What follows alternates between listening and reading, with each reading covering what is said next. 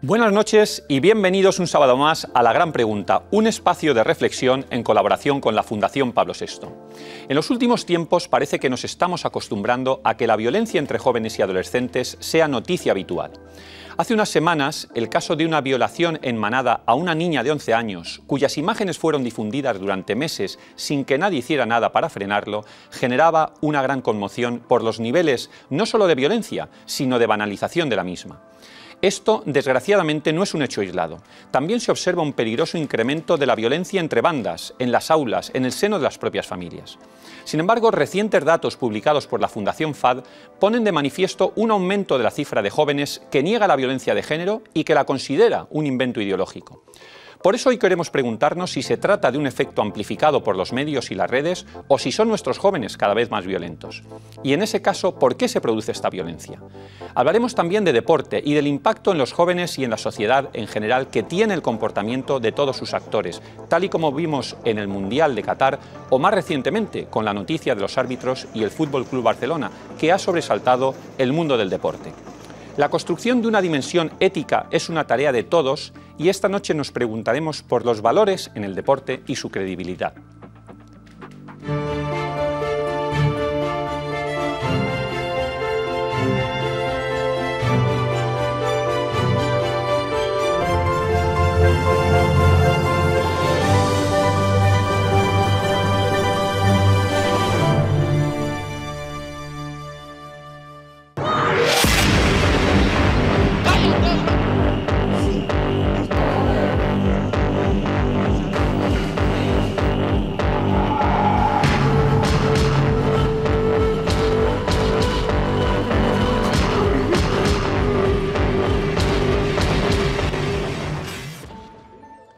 Se apunta a la escuela, a los padres, a una sociedad con poca disciplina, a una sobreprotección de los menores. Cada vez se habla más de derechos y menos de deberes, o al menos eso dicen quienes se refieren a los jóvenes en sentido negativo y quienes tratan de buscar explicaciones al aumento alarmante de la violencia. Hoy queremos hablar de lo que esconden esos datos que reflejan un incremento de las agresiones y de las conductas violentas entre niños, jóvenes y adolescentes. Y lo hacemos con dos expertos en la materia. Gema Martín Peinador, fiscal de menores. Gema, buenas noches. Buenas noches, muchísimas gracias por invitarme y estar aquí. Muchísimas gracias, Gema. Y Javier Urra, psicólogo, es defensor de menores. Javier, buenas noches. Encantado de estar con vosotros. Pues nada, Javier, Gema, muchísimas gracias por darnos luz, ayudarnos a dar luz a esta cuestión tan difícil. Y yo querría empezar preguntándonos si tenemos una sociedad de jóvenes más violentos o es simplemente una apariencia. Gema. No, tenemos una sociedad de jóvenes extraviolentos. Eso se nota en el día a día, en las guardias que hacemos en menores, al menos en Madrid capital, que prácticamente vamos como los geos. O sea, tenemos unas guardias de 24 horas, 12 allí presenciales prácticamente en la guardia, y los delitos son de violentos, de asesinatos, lesiones cualificadas, agresiones sexuales violentas, conflictos familiares y con además, yo te diría que es un poco escalofriante porque la situación es que parece que hay una desafectación emocional en el menor, ¿no? O sea, que no se da cuenta de la brutalidad que ha cometido. Entonces, no es una apariencia, es una realidad que lo vivimos día a día. Sí. Javier. Bueno, yo estoy en excedencia, pero he sido 32 años psicólogo forense de la Fiscalía de Menores. En el Tribunal Superior de Justicia. Ha cambiado la realidad. Hay más violencia ascendente, violencia filoparental, hijos que se vuelven contra sus padres. Tú hablabas, Jesús, de falta de autoridad, creo que es así, falta de respeto a uno mismo y a los otros también. Y luego, lo que decía la fiscal, se banalizan los hechos. Por ejemplo, la responsabilidad individual se diluye en el grupo. Una agresión grupal, sexual o de otro tipo, y la gente dice, es más, lo grabas y lo transmites porque dices, bueno, en el fondo, creo aquí, Jesús, no te enfades conmigo, que ha hecho mal los medios de comunicación. Porque cuando elaboramos la Ley Orgánica de Responsabilidad Penal del Menor, 5-2000, año 2000, enseguida se dijo, bueno, es que la ley, parece que todo el problema está en la ley, o si hay que bajar la edad de responsabilidad de los 14 a los 12. Es un problema educativo, es un problema de valores, es un problema de respeto. Yo no diría que los jóvenes son violentos, pero que tenemos jóvenes muy violentos y que el centro, por ejemplo, de Madrid, el Teresa Calcuta, está lleno de chicos que pertenecen a bandas que llamamos llamamos latinas, pero que hay niños nacidos en España, eso es una realidad. Lo veremos ahora. Lo que pasa es que Gemma, entiendo que ella ve a los violentos y de ahí que los califique de extraviolentos, ¿no? Evidentemente, la juventud en su conjunto no se puede calificar de violentos, pero sí esos jóvenes a los que... yo la pregunta como me la has hecho en ese... Obviamente. Yo estoy en la marginalidad y estoy ya cuando el joven ha cometido la conducta criminal. Obviamente. Hay varias realidades que constatan un aumento de las conductas violentas entre jóvenes también en el ámbito sexual. Hablábamos al principio del caso de la niña de Badalona, que fue presuntamente agredida sexualmente por un grupo de niños, todos ellos menores de entre 13 y 16 años. El vídeo fue difundido durante meses sin que ninguno de los destinatarios lo denunciara. Esta semana hemos conocido otro caso en un instituto de Vendrell, en Barcelona. Nazaret García Jara nos amplía datos. Buenas noches, Nazaret. Buenas noches. Sí, dos casos que se han conocido con apenas una semana de diferencia. La víctima de la agresión de Badalona se trata de una niña de 11 años que fue agredida sexualmente en un centro comercial. La agresión fue grabada y difundida por el instituto de uno de los agresores. La víctima no lo denunció, fue su hermano, que ahora recibe amenazas de muerte por haberlo destapado. Como dice Jesús, la agresión fue perpetrada por un grupo de 6 menores, pero uno de ellos ya tenía antecedentes por lo mismo. Y esta semana también hemos conocido que otro grupo de 5 menores han agredido presuntamente a otros 2 compañeros en un instituto del Vendrell, en Tarragona, ejerciéndoles tocamientos. Son 2 ejemplos casi consecutivos que reflejan una realidad. Los casos de violencia machista o agresiones sexuales han crecido en un 28% en los menores de edad en 2021, último año en el que se han registrado datos, por cierto, que chocan con el último estudio de FAD Juventud, que apunta que un 20% de los jóvenes no cree que exista la violencia de género. El porcentaje ha subido en 2017, era de un 12%. Javier, ¿son lamentables estos casos? En este caso concreto, fíjate, nos decía Naza, un vigilante que la ignoró, la escuela que tampoco, el colegio que no se acaba de enterar, los padres que también... terrible, ¿no? ¿Qué ha fallado en este caso? Y yo diría, ¿qué falla en la sociedad en estos casos? Bueno, primero yo creo que no se cuenta todo.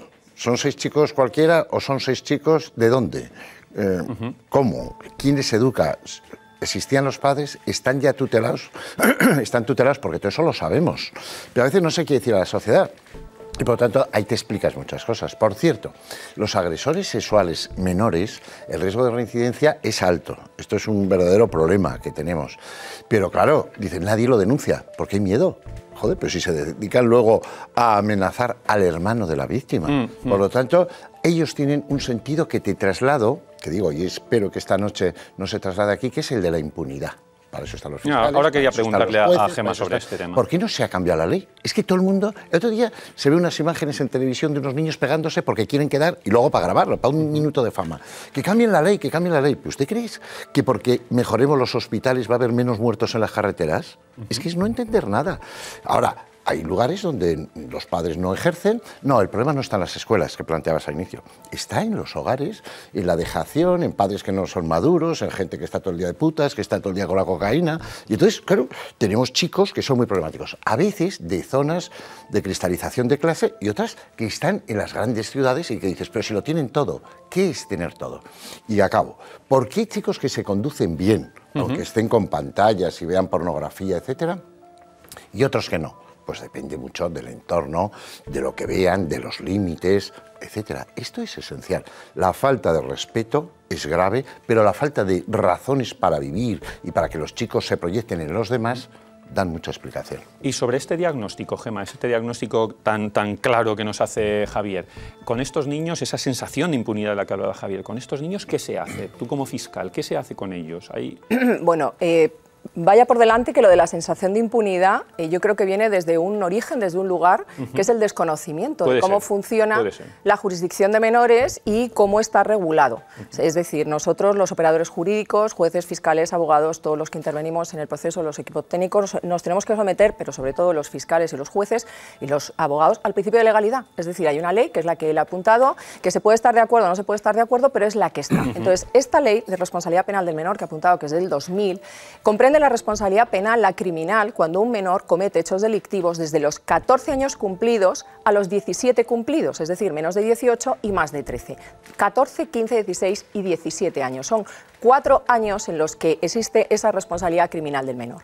Entonces, la sensación de impunidad que se tiene, creo que es por el desconocimiento que se tiene de cómo funciona esa responsabilidad del menor. O sea, cómo se castiga a un menor que comete un hecho delictivo dentro de este marco, horquilla de población, que tenemos 4 años para actuar, pues tiene una doble finalidad, es de reproche penal y sobre todo educativa correctiva. ¿Por qué? Porque en la ley se plantea, o sea, en la exposición de motivos de la ley lo explica fenomenal, que hay un fallo del sistema. Como dice él, o apunta él, de una manera bastante general, que hay bastantes matices, porque también hay agresores sexuales dentro de familias estructuradas, no solamente tiene que ser cocainómano el padre o estar en prisión, sino que hay todo tipo. Otro tipo de familias. Porque el consumo indiscriminado por parte de menores que no están madurados a nivel desarrollo, a nivel que el neocortes dice que se cierra, eso es científico, a los 21 años, pues efectivamente esos menores no pueden asimilar correctamente toda la información que de manera indiscriminada cogen en los terminales, en las tablets, en el ordenador, etcétera, etcétera. Entonces, esto es el problema de origen, en la falta de control, pero la falta de control, la falta de respeto, la falta por parte de los padres. Y desde Fiscalía, cuando tenemos un caso de esto, como cualquier otro de los casos que se van a plantear esta noche en la mesa, pues ¿qué se hace? Ver las circunstancias personales, familiares y sociales de ese menor, para determinar ese contexto, cuál ha sido el factor de riesgo, el detonante que ha llevado a ese menor a cometer este hecho delictivo. Estamos hablando ahora de las agresiones sexuales violentas, pero es que en todas ellas, o sea, yo te diría que yo llevo en la carrera 22 años, 15 en la jurisdicción de mayores, 7 en la de menores. Bueno, a mí me llamó poderosamente la atención cómo a los menores se les sancionaba de forma diferente habiendo cometido el mismo delito. Y eso es porque se modula y porque se reeduca en atención a esos factores de riesgo que presenta el menor. Si el menor tiene una familia estructurada, va al colegio y hace deporte, tiene un ocio estructurado, no tiene grupos sociales de riesgo, se le pone una medida más educativa, con contenido educativo, pero a lo mejor no se le mete en un internamiento. Quiero decir que cada caso, o sea, se estudia pormenorizadamente en Fiscalía. Y tiene el porqué, ¿no? Y tiene la responsabilidad y tiene un porqué. Entonces, la sensación de impunidad yo creo que es por ese desconocimiento que dicen, bueno, es que sale de rositas. Bueno, sale de rositas y es menos de 14. Cada vez hay más concienciación sobre la violencia de género y, sin embargo, conocemos cada vez más casos de las denominadas manadas, de las que empezamos ya a hablar aquí en la mesa, o de violaciones en grupo. Los datos que maneja FAD hablan de que 1 de cada 5 chicos entre 15 y 29 años niega la existencia de la violencia de género y afirma que es un invento ideológico. Nos escucha Stribor Kuric, investigador en el Centro Reina Sofía sobre Adolescencia y Juventud y colaborador también, creo, Stribor, de esta Fundación FAD, ¿verdad? Stribor, buenas noches. Hola, buenas noches. ¿Cómo estáis? Stribor, ¿por qué se produce todo esto? ¿Por qué desde vuestro punto de vista, que estudiáis, que manejáis distintos datos, se está produciendo todo esto en nuestra sociedad? Bueno, es una pregunta muy compleja. Antes que nada es importante también matizar un poco esos datos, teniendo en cuenta que esta afirmación, ¿no?, sobre que la violencia de género no existe, que es un invento ideológico, es afirmada, digamos, por un 11% realmente de la juventud, si tenemos en cuenta tanto a chicos como a chicas. Cuando preguntamos más a los chicos, sí que vemos que el porcentaje aumenta en un 15% y después, en función de las características sociodemográficas y también de diferentes elementos, pues ese porcentaje puede aumentar. A la hora de valorar el por qué este tipo de actitudes se generan, que es cierto que las últimas investigaciones que hemos hecho, que venimos haciendo desde 2017, poniendo un poco el foco en esta idea, han ido aumentando, prácticamente se han doblado entre 2017 y la actualidad. Hay muchos elementos que tienen que ver. Por un lado, es un poco esta idea de que se ha roto el consenso social que había ante la violencia de género. Tanto en los discursos en el ámbito político como en los medios de comunicación han aparecido voces, digamos, que niegan la existencia de la violencia de género. Entonces esto inevitablemente permea también en el resto de capas de la sociedad. Por otro lado también los avances de los movimientos feministas en los últimos años han generado una serie de reacciones antifeministas, digamos, ¿no?, especialmente en el caso de los hombres y de los chicos jóvenes, que sienten que han perdido una serie de privilegios que ellos consideran que son sus derechos. Entonces esto muchas veces genera actitudes misóginas o actitudes que niegan directamente la existencia de la violencia de género o la minimizan, ¿no? O poniendo excusas o diciendo que simplemente se sobredimensiona en los medios o en las políticas.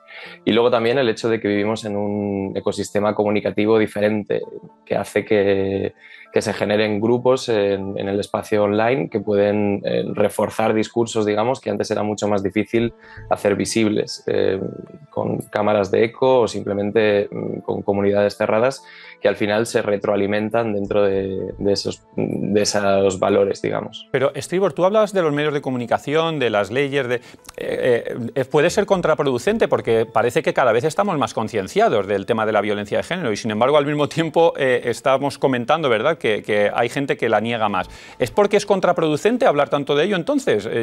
¿Se podría llegar a esa conclusión? No. Que es paradójica. No, para nada. La lógica es, evidentemente, cada vez hay más conciencia también sobre la gravedad de la violencia de género como problema. De hecho, entre la juventud llega al 74% de jóvenes que consideran que la violencia de género es un problema social muy grave. En el caso de las mujeres, este porcentaje llega al 80%. El motivo por el cual muchas veces hay más visibilidad o se dan más casos, digamos, de violencia tiene dos ramas. Por un lado, el hecho de que se hable de estas temáticas y el hecho de que seamos conscientes de su gravedad hace que mucha más gente reaccione cuando se las encuentre, tanto gente que las sufre como gente que las observa, y esto hace que de repente de la sensación de que hay más violencia o de la sensación de que la violencia de género cada vez va en aumento, pero esto por un lado tiene que ver con esta idea justamente de que la gente sabe identificarla. Elementos que antes las personas no asociaban a la violencia de género, como puede ser la violencia de control o la violencia económica, el hecho de mirarte el móvil de la pareja para ver lo que hace o decirle lo que puede y no puede hacer o con quién puede ir, con quién no puede ir, que son las formas de violencia más comunes actualmente y las que más han aumentado. Cada vez las personas son más conscientes, y especialmente la gente joven, de que estos son formas de violencia que pueden acabar escalando. Y luego, por otro lado, también la visibilidad que hay en redes sociales y en medios de comunicación, que hacen que todo este tipo de casos tengan muchísima más difusión que antes. Luego hablaremos de esto un momentito. Tal y como estábamos comentando, cada vez se consume contenido sexual antes, entre otros motivos, por una generalización del uso del teléfono móvil, como explica Estribor, o de las tablets en edades tempranas. Según un estudio realizado por el Observatorio Nacional de Tecnología y Sociedad, el 22% de los niños menores de 10 años ya tienen móvil, advirtiendo a los expertos de los peligros que ello puede acarrear, como el consumo de estos determinados contenidos sexuales o violentos. Nuestra compañera Nazaret nos amplía esos datos. Empiezan a consumir pornografía cuando son solo unos niños con apenas 11 años. Y ojo, porque un reciente estudio advierte que la probabilidad de que se lleve a cabo una agresión sexual es 2,4 veces mayor en los hombres consumidores de porno. La asociación Dale una Vuelta apunta que además pone en peligro entablar relaciones afectivas, promueve la violencia sexual y es realmente adictiva, más en los menores de edad. Precisamente la psicóloga Cristina Bizuete, de Dale una Vuelta, alerta de los peligros que supone que los menores consuman este tipo de vídeos. No es ningún secreto que la pornografía que circula por internet esconde un montón de violencia hacia la mujer, degradación. Entonces, si yo veo que dos personas están manteniendo una relación sexual y en esa relación sexual no hay afecto, lo que hay es violencia, estas personas cubren también unos roles. Al final, yo como adolescente absorbo esto, aprendo esto. Se han criado con ello, han aprendido de eso y creen que lo están haciendo bien, que la sexualidad es, pues eso, ¿no? Violencia, algo sin afecto. Estribor, estamos aquí con Javier Urra y con Gemma y quería, Javier, me estaba haciendo un apunte que quería comentarte. Bueno, me ha parecido primero felicitarle, ¿no? Porque creo que los datos que ha dado y cómo atina. Yo tengo un centro de chavales problemáticos, que algunos quieren quitarse la vida, que otros agreden, que otros...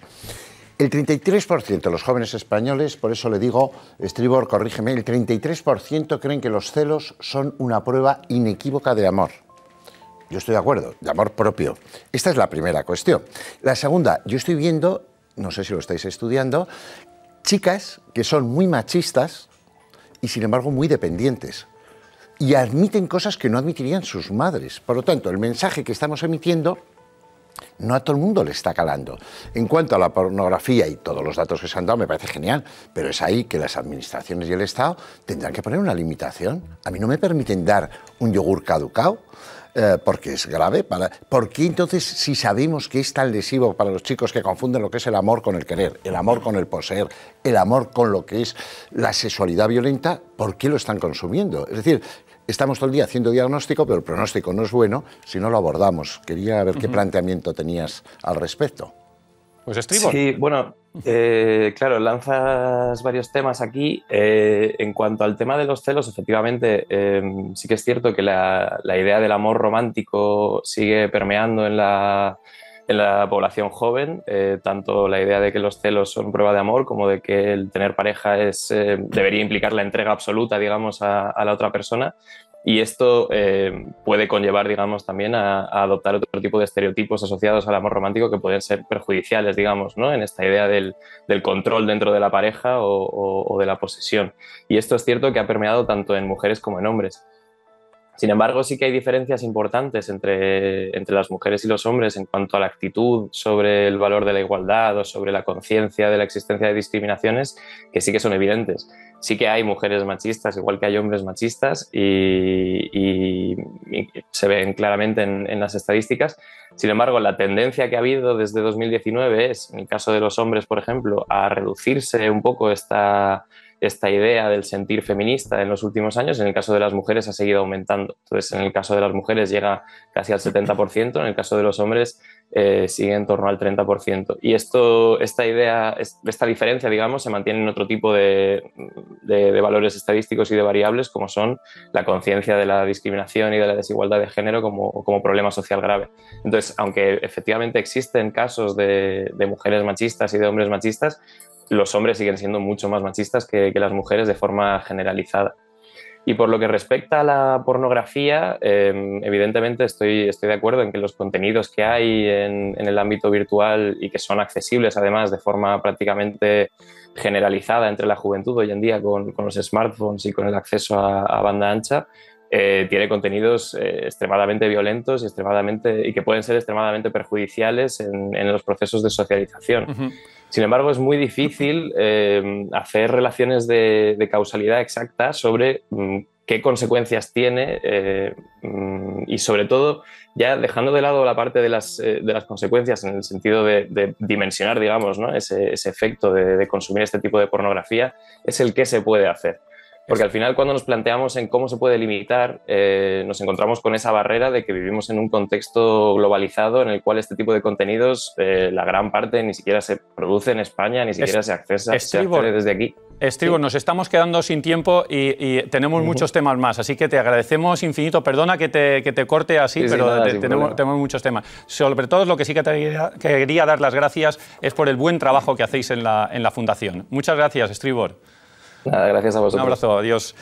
Gemma, sí que me gustaría todo esto que estamos hablando que comentaba Estribor, desde el punto de vista de la sociedad, en sociedades donde la autoridad ha caído radicalmente y estamos hablando de sociedades mucho más horizontales, ¿cómo lo explicas? ¿Cómo lo explica un fiscal? ¿Cómo lo explica un juez?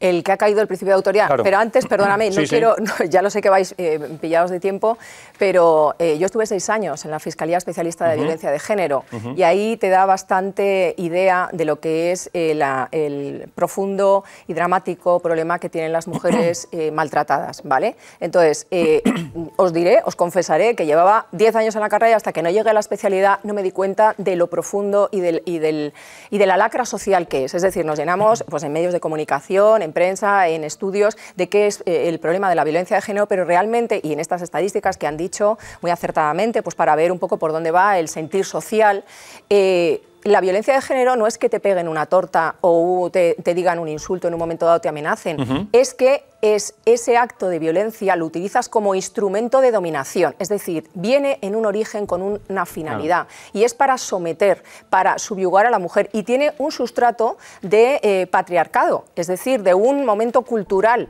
Entonces, eso es lo que hay que remover. Por eso, tanta insistencia a esos movimientos sociales de que hay que proteger a la mujer, hay que empoderarla, hay que saber dónde está su lugar, que su lugar no es encima del hombre, es decir, para todos estos que dicen, no, es que ahora yo soy feminista o machista, a mí me gusta que me den caña, que no, que tal, me da igual, o sea, lo que quiero es que se sepa que el problema no es de un episodio puntual. Pues mira, me viene bien esto que me dices para escuchar a los jóvenes, porque vamos a escuchar a estos jóvenes sus propias realidades en este reportaje que ha preparado Laura Cascajosa, muy relacionado con lo que comentas.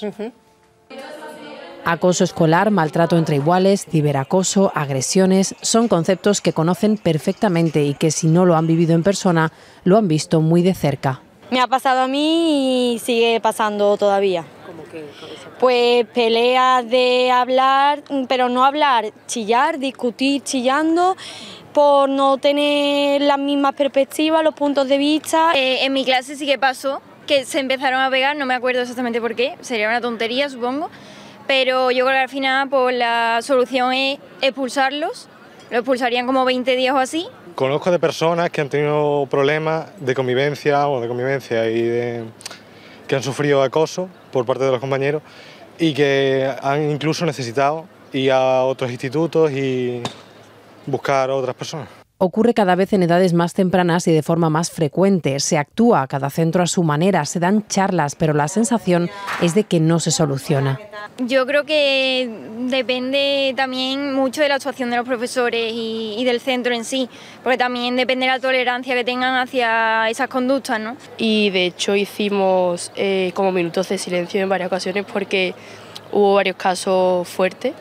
También los padres como incluso defendiendo a sus hijos que habían como maltratado a los profesores. De vez en cuando hay charlas formativas que suelen impartir personas de la Guardia Civil o personas de orientación del instituto, se suelen impartir charlas de esa materia. Sobre las agresiones sexuales los jóvenes dicen estar bastante informados, pero aún así siguen quedando dudas. Sí, o a lo mejor se preguntan si eso era violencia o la agresión que ya escuchaban en las noticias y no sabían si denunciarlo, no sabían si era muy fuerte o si a lo mejor era...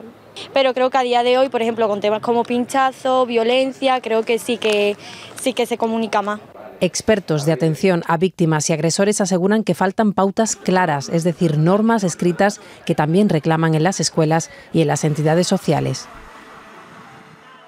Javier, estabas haciendo... Sí, buen reportaje, maravilloso reportaje, muy buen programa el que estáis haciendo, si me lo permites decir. Claro, uno, estáis dos. Vosotros, estáis Gemma y tú. Claro, que todo ayuda. Pero Jesús, es que ha habido alguien que es menor y lo ha dicho.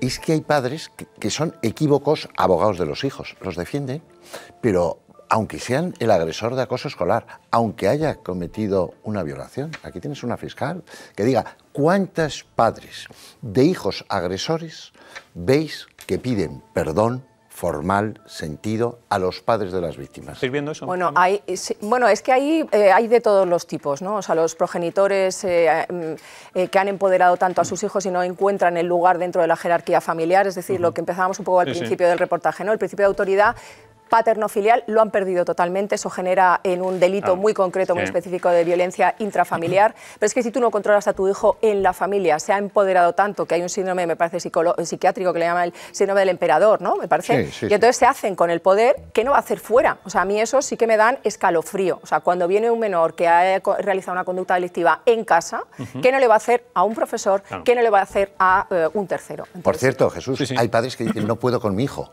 Y le dices, ¿qué años tiene? Y te dice, 8.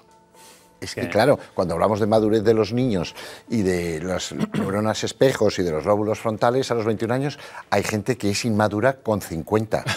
Claro, y tiene muy mal pronóstico. Es la realidad. Es un problema, efectivamente. El uso del móvil, estábamos comentando también antes, que no solo introduce un contenido peligroso, también genera una adicción y una falta de comunicación entre padres e hijos, como estamos comentando, un empeoramiento de las relaciones sociales. Nos escucha el psicólogo Jordi Rollo, es experto en atención para adolescentes y jóvenes de 14 a 18 años con comportamientos de riesgo, trastornos y problemas de consumo. Jordi, buenas noches. Buenas noches. Y muy buen amigo. Y buen amigo de Javier. Y un abrazo para la señora fiscal y especialmente para Javier, que tenemos la suerte de querernos. Es verdad, es cierto. Jordi, nos estamos preguntando, ¿por qué está aumentando la violencia entre jóvenes? O si es una sensación que solo tenemos y no es, a lo mejor estamos equivocados. Yo diría que esencialmente porque se producen 3 modelajes simultáneamente. El primero lo ejerce la propia sociedad, una sociedad que enaltece, que se enorgullece de la violencia. Solo tenemos que ver cuáles son las películas, las series, los cómics, los videojuegos, los programas de televisión más vendidos o más escuchados o más seguidos. Por lo tanto, la sociedad violenta ejerce una violencia. La segunda variable sería que cada vez en edades más tempranas los niños y las niñas pueden acceder a pornografía y a contenidos violentos desde su móvil y por lo tanto una determinada tecnología de ocio también ejerce un modelaje en concreto. ¿Crees que hay, y en tercer lugar, ¿crees que hay entonces sí, una relación directa entre el móvil, la tecnología, las tablets y estas conductas, estos comportamientos? Bueno, yo creo que esto en estos momentos es indudable. Antes de la violencia, antes de Internet, también nos podíamos encontrar en una pelea en el colegio, en una situación de bullying o en una agresión sexual. La cuestión es cuánto se producían antes y cuánto se producen ahora. Lo que es evidente es que todo indica que el aumento de estos comportamientos disruptivos, agresivos, pues ha aumentado considerablemente. Y el tercer factor... Perdona, dime. No, y el tercer factor de modelaje creo que es que cada vez es más difícil encontrar adultos correctivos, cercanos, que puedan intervenir. Es decir, los padres, los profesores, los pediatras, los psicólogos, digamos, los adultos que estamos al entorno del niño y del adolescente, pues cada vez estamos más lejos. Quizá porque cada vez estamos más lejos de su mundo. Entonces es muy difícil corregir cuando la distancia no lo permite. Jordi, ¿qué recomendación le haríamos a los padres que tienen, como decía antes Javier, hijos con edades muy tempranas, para decirles, ¿es bueno darles el móvil pronto o no? ¿O hay que esperar todo lo máximo posible? ¿Tú qué recomendación le harías? Bueno, con todo respeto, pero en el 2008 escribí un libro que se llamaba Los rebeldes del bienestar, en el cual insistía, entre otras cosas, que dar móviles a los chicos de 12 años, aparte que no era necesario, era peligroso. Bien, lo que ha pasado durante estos años es que ahora ya no se dan a los 12 años, sino que a los 8, a los 9, a los 10 hay un 60% de niños en España que tienen móvil. Yeah. Por lo tanto, lo que pasa es que simplemente será... O sea, lo que nos tenemos que preguntar es si tú das un arma a un niño, que es un arma peligrosa, pues claro, antes de dársela tendrías que preguntarte por qué se la quieres dar y en todo caso, para qué funciona esta arma, ¿no? Entonces, claro, Internet y la tecnología en general pues puede generar evidentemente muchos elementos de provecho, pero también es un riesgo. Si no educamos en el riesgo, si no educamos en la prevención y les damos el instrumento, entonces estamos generando también problemas. O sea, hay un debate en España en estos momentos que me parece clave, que es el móvil en la escuela, sí o no. O sea, está claro. La educación en el riesgo, como bien dices, es fundamental. Pues Jordi, muchísimas gracias y buenas noches. Buenas noches y a vuestra disposición. Adiós, adiós. En el centro que yo tengo hay chicos de 16, 17 años. Están con nosotros 11 meses como media. No hay teléfono móvil. ¿Y qué pasa? Nada. Y no hay ordenador salvo en las clases, y no hay porros, si hay analíticas. ¿Y qué pasa? Nada. Es decir, a veces cuando tú controlas, pones, cambias... límites, ¿no? Joder, le dices a un chaval de 17 años a clase y te dice, ya no es obligación. Y digo, de acuerdo, a clase. Y entra, y estudia, y aprende. Es decir, nos hace falta retomar. Claro que hará falta aspectos normativos. Por cierto, que decía Jordi Rollo algo esencial. Se está cortando mucho el tiempo de la infancia. y luego se amplía el de la adolescencia, que le dices a uno de 27 años que eres tú y te dice adolescente. Por lo tanto, dejemos que los niños, una sociedad hipersexualizada, entonces los niños imitan y se ponen en riesgo, sin duda. Nos queda muy poquito tiempo, pero yo aprovechando que está Gemma, fiscal y experta en el tema que creo que le voy a preguntar, no me puedo ir sin preguntarte. El tema de la violencia en las bandas. Los jóvenes que entran en las bandas violentas, ¿hay una cierta seducción de los jóvenes? ¿Qué es lo que está pasando? Mira, más que seducción, te diría que hay una necesidad de esos jóvenes de pertenecer a algo. Y eso viene de, seguramente, y además no sé estadísticas, pero vamos, por los informes psicosociales que tenemos de los jóvenes, viene de familias desestructuradas, vienen de una falta de atención extraordinaria en sus domicilios. O sea, hemos hablado aquí durante toda la noche de la importancia del núcleo familiar. Y no me refiero a un núcleo familiar con padre-madre, sino pueden estar separados, pueden tener cualquier otro tipo de estructura familiar, pero que tiene que haber alguien que represente una autoridad en ese menor, una autoridad que imponga normas, que imponga límites, que imponga, que dote de seguridad ese contexto de desarrollo del menor. Y de ser referentes también para ellos. Por supuesto, o sea, el respeto es que el respeto nos impone, se emana. O sea, yo creo que si no te respeta tu hijo, no va a respetar a nadie. O sea, de verdad que me parece fundamental insistir en esta idea, que no todas las familias, no todos los adultos, como él decía, tienen esas habilidades, pero es que hay otros que ni las buscan, ni las pretenden, ni las quieren. ¿Por qué? Pues porque el origen de las bandas, o dónde están las bandas, hay muchos, es multicultural. O sea, hay españoles de origen, con familias de origen, hay otros que han venido de migrantes, pero dependiendo también de la cultura de esas familias pueden tener unas necesidades básicas o no. Hay madres de estos miembros de bandas que han matado, su hijo acaba de matar a alguien, lo tenemos en la guardia, y le dices, ¿y usted qué control tiene el hijo? Yo me levanto a las 6 de la mañana y vuelvo a las 10, y bastante tengo con darle de comer. Claro, ante eso es y el padre está en su país. No, no hay. O sea, lo que decía Gemma, al final, ¿cómo se llaman entre ellos? Hermanos. Claro. Ese agrupamiento es tan necesario. Hace muchos años, estando de guardia en la Fiscalía de Menores, tenía una madre llorando y llorando. Y un chaval ensangrentado. Acababa de matar en Madrid, en Azca. Qué barbaridad. En Orense 2, a otro chaval. Y después de explorarle le dije, ¿pero cómo ha sido capaz? Dice, porque es de la otra banda. ¿Sabes quién era? Su hermano. ¡Qué barbaridad! Entonces, esto nos sitúa en qué necesidad tienen de pertenencia y luego la dificultad para salir de una banda, etc. Pero es un problema social. Es perverso. Pues social. Nos hemos quedado sin tiempo. Buena señal. Creo que hemos hecho buena señal. Creo que hemos hecho un buen panorama de la juventud, que no es nuestra juventud. Hemos puesto hoy el foco en una parte de esa juventud que lamentablemente no nos gusta, pero que hay que rescatarla. Es necesario rescatarla y todos somos responsables de ese rescate. Eso, por favor, todos somos que quede claro. Porque los jóvenes no son el futuro, son el presente ya. Pues muchas gracias por acompañarnos a los dos, Javier, Gemma.